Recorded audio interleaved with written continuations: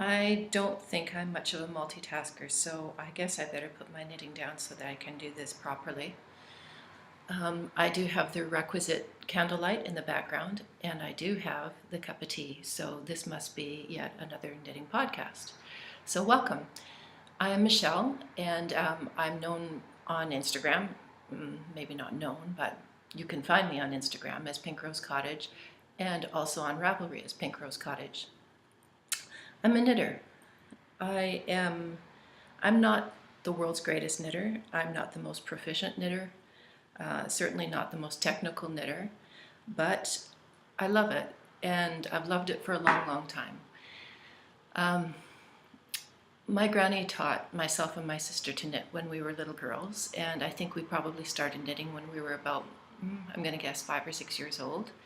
And of course, at the time, you learned the standard, how to knit a scarf in basic garter stitch, casting on, knitting the stitch, and probably Granny cast off for us. Melissa, did she cast off for us? Probably. Anyway, I had the basics of it, as I said, when I was really little, and really didn't knit for the longest time. I'd have to say that I sort of dabbled in it a little bit when I was a teenager. I knit a sweater for myself and my best friend in pink, one in blue. And that was maybe when I was about 18, and then really just stopped knitting. I think everybody goes through that phase where knitting really takes a back seat at that stage of your life. I think when I got pregnant and was about to give birth to my first son, I'm pretty sure I knit him a little kimono type sweater. Got through that, and then that was sort of the extent of it. And I really didn't pick up the knitting needles again until I think about 2007. It was during that really crazy thing when everybody was knitting scarves out of that eyelash yarn, that novelty yarn. And I saw a friend of mine who was just learning to knit, and she had this project, and it was a scarf made out of this crazy yarn. And I looked at it and I thought to myself, hey, I can knit. And that is kind of why I named this podcast The Knitting Instinct, because that's exactly what it was. It was just an instinct. It was like, give me that yarn, that's mine. I want to do that. And so anyway, of course, the very next day I ran out to the nearest yarn store that I could find, and I bought myself some of this crazy eyelash yarn and got busy knitting again. The eyelash yarn didn't phase. It didn't last long. I think maybe I might have done one or two projects with it, and then I wanted to move on to other things. And my husband bought me that year for Christmas, I think it was Sally Melville did a book, and it was very basic designs, but it was enough to sort of sink my teeth into it and sort of sink the hook again. And then, of course, the real thing, and I'm sure a lot of you would agree, was, Ravelry. And I remember the day that I found the site and that I put my name in and got contacted by them, because I'm not sure if it's still the same way, but you had to kind of go on a waiting list for them to get around to making an account for you. Anyway, I remember sending my sister an email like, oh, you've got to look at this. Have you heard of this Ravelry thing? And anyway, that's all in history now. And I think since then I've done, I don't know, not that many, maybe 100 and some odd projects. Not crazy. I know a lot of people have knit a lot more than that. But I do remember distinctly initially looking at Ravelry and thinking, oh, those patterns are incredible. Looking at the lace, looking at the color work, and just thinking, there's no way that I would ever be able to do anything like that. I kind of figured, it was going to be sort of garter work, straight projects for me forever and ever. But sure enough, as the years have gone by, my skills have increased somewhat. I will say I'm not the most adventurous knitter. I'll talk about later what some goals that I have for this year, but I played it pretty safe for the most part. Knitting socks was sort of a big challenge for me, and thinking, I don't know if I can knit socks, turning the heel, all those things were a little intimidating. But of course I did them, and they were fine, and they were easy.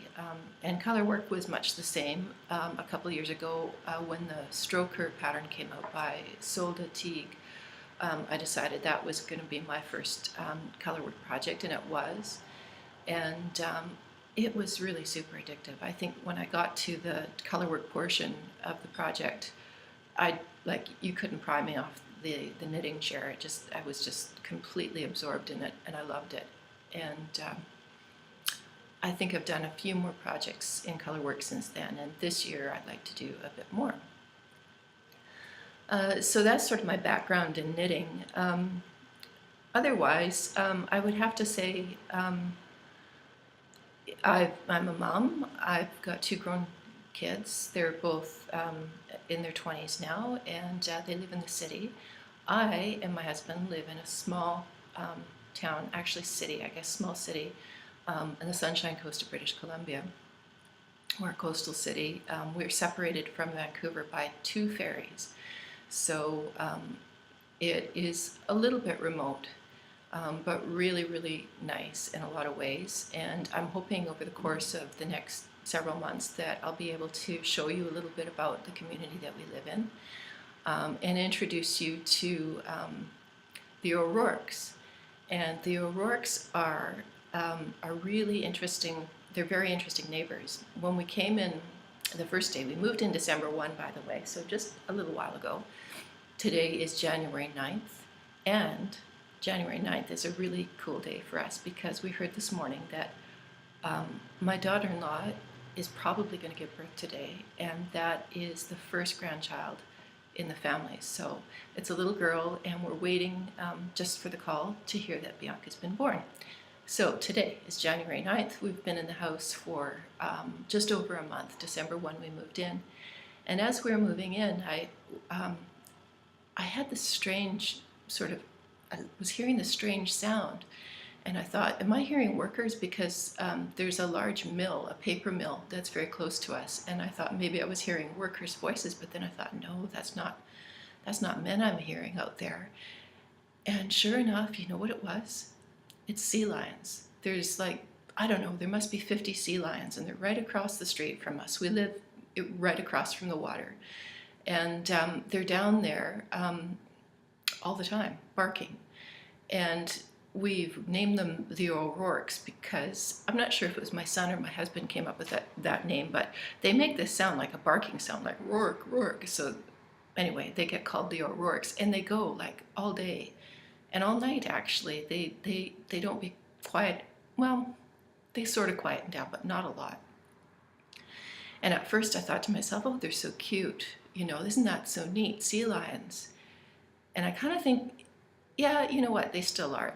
It's just one of those sounds that I think that we're going to have to get used to. But I'm hoping that I can get down close enough to them so that I can get some footage of them, because I think that's probably pretty unique to have them so close to us. So anyway, that's our loud neighbors. I kind of wanted to talk a little bit about a little bit deeper about who I am, and as I said, I'm a mom.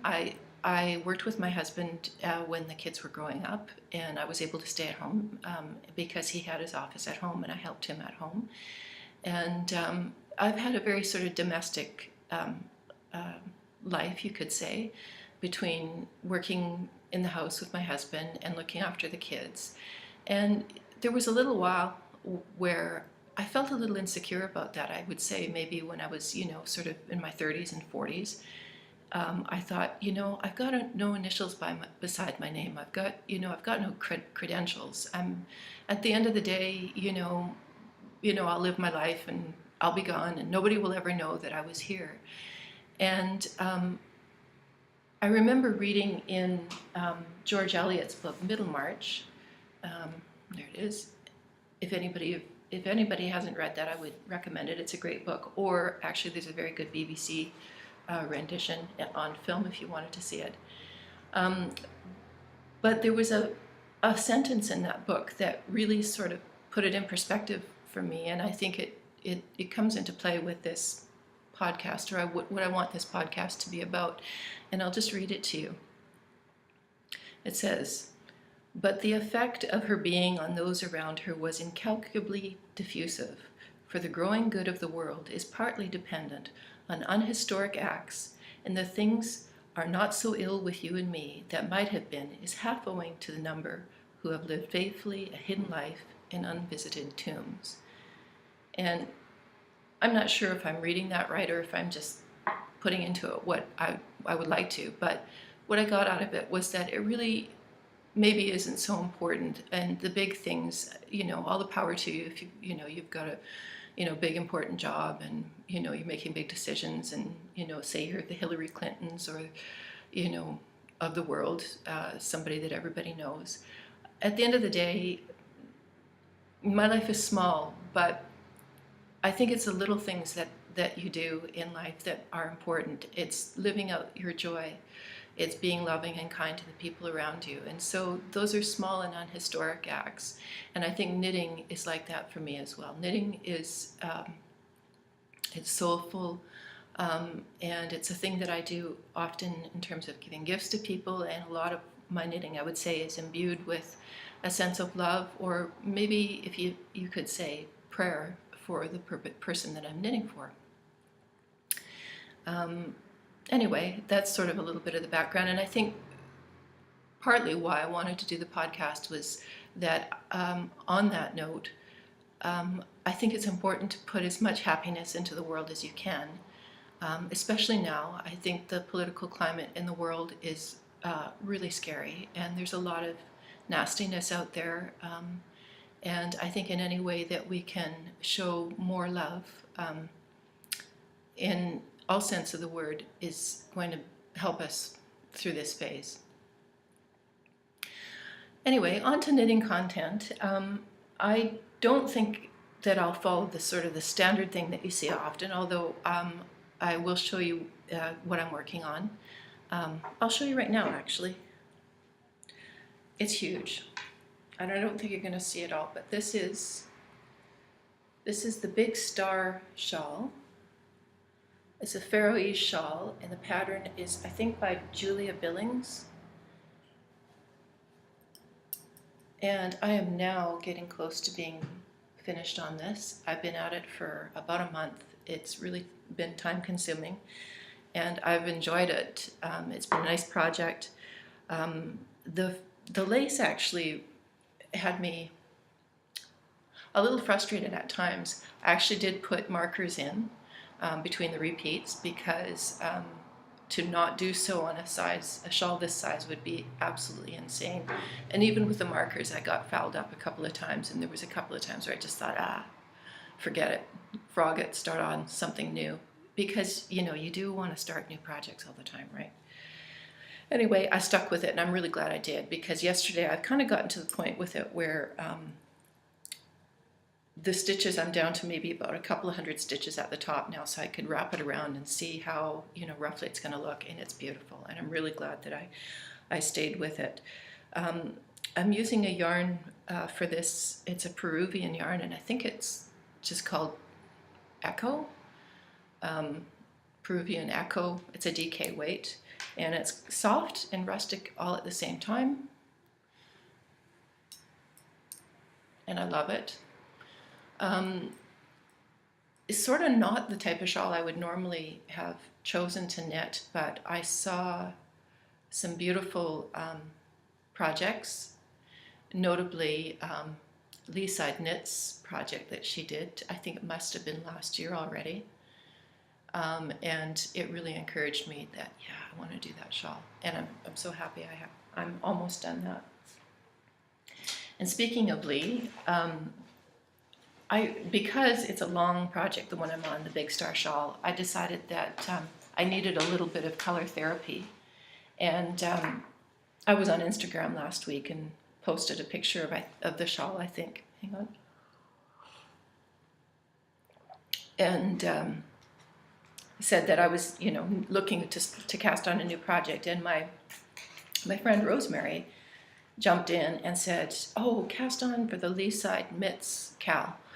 And I thought, yeah, why don't I do that? So Lee Miller is running a cal, if you haven't already heard. It's called the Eposide Mitts 2017. That's the hashtag on Instagram. And the concept was that you choose a pair of mittens to knit, and you can choose whatever pattern you're interested in, whatever yarn. But the idea behind it is that you use inspiration from any artist to guide your project choice. So I did, and I've chosen this project, which is actually Lee's pattern. It's called Small Flower Mitts, and I'm using Jameson yarn for the mittens. And I chose this based on a piece of art that I saw by a French artist by the name of Alice Bailey, who painted, I think, about 100 years ago in France. And she has these beautiful paintings, which are sort of cubist, but I loved it because they're sort of soft and delicate, but being really strong, like a lot of really strength of movement within the paintings. And it really struck me that that's a quality that I actually hope to emulate in my own life, let alone my knitting, but to be able to maintain, I don't know, sort of a softness and a strength all at the same time. And so that's what these mittens are supposed to symbolize. So that cal runs, I think, until the end of January. And it's really fun to participate in that. I don't often do cals, but I think I probably will more in the future. So those are sort of the two ongoing things. I normally try to limit how many projects I've got going at any one time, because otherwise I end up getting really distracted and not finishing things.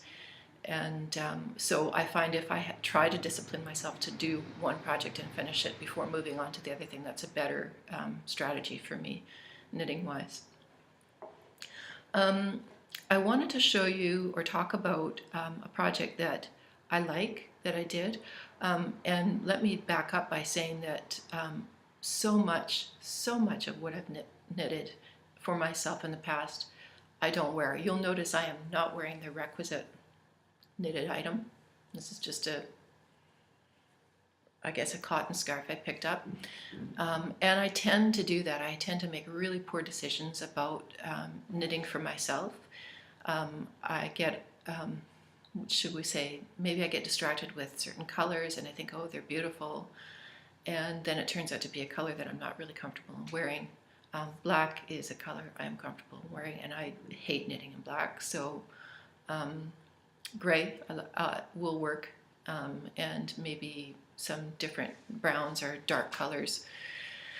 But I tend to have had in the past a lot of projects that I knit, I get off the needles, and they are either the wrong color or inevitably too small. I get really sucked into patterns because I see them and I think, how great do they look on the model? And I assume I'm going to look that great in them. And at the end of the day, it doesn't work that way. And so that has nothing to do with anybody else. The designers are designing nice things, they're great patterns. It's just that I need to get a more realistic sense about what's going to look good on me in the end. And so that really plays into how I want to choose patterns this year. And I do want to knit a few sweaters for myself, because even though I have sweaters, they're basically not wearable. So yeah, this year I want to do 4 sweaters, and I have to really think carefully about the construction and the colors, so that at the end of the day, I've done all that work, I've spent all that money, and I will have something that is very useful and that I'll think is beautiful all at the same time. So anyway, I don't have a lot of projects to show you. You're welcome to have a look at my Ravelry page if you want to see what I've done in the past. Really happy with some of the gift knitting that I've done. Particularly, I've done a lot of knitting for the baby since I knew she was on the way, and really happy with the way those projects have turned out. But one I wanted to show you is one that I did quite a few years ago as a token for I think it was our 10th anniversary, our 10th wedding anniversary. And it's the Girasole blanket, which is a pattern by Jared Flood of Brooklyn Tweed. And I knit this out of Rowan Calmer, which I think has been discontinued. I wanted a cotton blanket so that it would stand up over the test of time. And I'm really glad I did, although I have to say it cost an absolute fortune to knit this blanket. I think it was close to $200. Don't tell my husband that. I think he knows, actually. Anyway, I love this. I'm really, really happy with it. I love the sunflower motif in the center. Girasole, if you don't know, is the Italian word for sunflower. And if you break the word down, gira means turn and sole is sun. And so the word actually means turn to the sun, which is exactly what the flower heads do, is that they turn towards the sun as the day goes by. So I really like that about it. And it was an interesting knit. It was one of those things that I thought, oh, that's going to be way too complicated for me. But you know what? If you just start, like if you just jump in and you start and you just pay attention to the pattern, it was really not hard at all. If any of you have knitted this, I'm sure you can attest to the same thing. And you know what? Brooklyn tweed patterns are like foolproof. Everything is really spelled out. And I had such a sense of accomplishment. This was sort of the first project where I said, maybe I felt like a real knitter now, like not just a wannabe knitter, but a real knitter. And so I love this project, and I love that it's a circular blanket.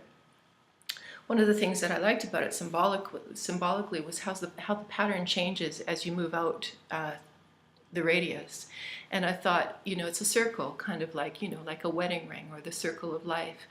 And I liked how the patterns change, because I thought it's symbolic of how you change together in a marriage, and you go through these cycles, and your love for the person just continues to grow and becomes more and more complex and more in depth. And so I thought that this was a good example. Sorry about that. That was my son phoning. A good sort of symbol of marriage. And so anyway, we've had that in our bedroom for quite a while, and I'm really happy with it. And since then, I've actually knit. I think our son and daughter-in-law I knit girasole for them as well. He's phoning again. Hang on. So that was what was I on? Okay. Yes, the blanket girasole. So that, I think, probably is one of my favorite projects to date, and because it was a joy to knit, and because it meant sort of a lot to celebrate our anniversary in that way. So yeah, I wanted to talk to you a little bit about the projects that I'm hoping to do this year. I have determined that I want to do a steek this year. My friend Rosemary did one last year or the year before, and Rosemary and I have a similar sort of knitting background. She also learned as a child, and I hope that's her going into labor. I'll have to check. Anyway, Rosemary learned when she was a kid, and I think she put the needles down and picked them up roughly the same time I did. So she's ahead of me. She's steeked, and I haven't steeked, and I think I need to get on with that. So this year, I think I'm going to try to do a cardigan for myself, and haul the scissors out and see what happens. So a little intimidated by that, but from what I hear from people and what I've sort of researched about it, it's not as bad as it looks. So yeah, an Icelandic sweater, steeked, and I've got my eyes on a beautiful pullover by Michelle Wong called Stonecutter. I think it's got 300 plus projects on Ravelry, and it is absolutely like the cable project of all cable projects, and I would love to do that, and I would love to do it in Brooklyn tweed yarn. It calls for shelter, and I am not the tiniest person going, so it's going to be an expensive sweater, so I might have to save up a little bit for that. And there's also a pattern by Julie Hoover I want to do this year, and I can't remember the name of it, but it is also a cable but a short sleeve, which I thought would be practical. And the next project is actually going to be my first sweater of the year, and it is going to be the Benedetta cardigan, which is patterned by Carrie Bostic Hogue. I think that's how you say her name. Probably my favorite designer. I love, love, love everything she comes up with. I love Making Magazine, which I subscribe to. Haven't made anything from it yet, but certainly I will. Anyway, that's her pattern, and it is going to be made from Loft, which is what it was designed for, in this color which is called Faded Quilt, which is sort of a blue-gray, and I think that's going to be really, really pretty. So once I'm finished with Big Star, this is the next cast on. So I'm excited about that. Anyway, I've probably rambled far too long. I am going to start a Ravelry group page for show notes here, and you can just find that at the Knitting Instinct. And as I said earlier, you can find me on Instagram and Ravelry both as Pink Rose Cottage. It's a weird name, and Pink Rose Cottage, and the reason why I chose it was years and years ago when we lived in a house that had pink roses all over, climbing all over arbors, and it was beautiful, and so that name is sort of the first thing that came to mind when I signed up for Ravelry. But it doesn't really apply anymore, but anyway, that's what I am. So yes, Pink Rose Cottage, Ravelry, and Instagram. Welcome to the Knitting Instinct. Thank you for joining me today. Thank you for spending half an hour or so of your time with me. I hope you were knitting. And if you have any questions, please feel free to ask me. And I just want to say thank you also to my extremely talented son, Cameron Milligan, for composing and performing my credit music. I will plan to podcast roughly once a month, so we'll see you soon. Bye.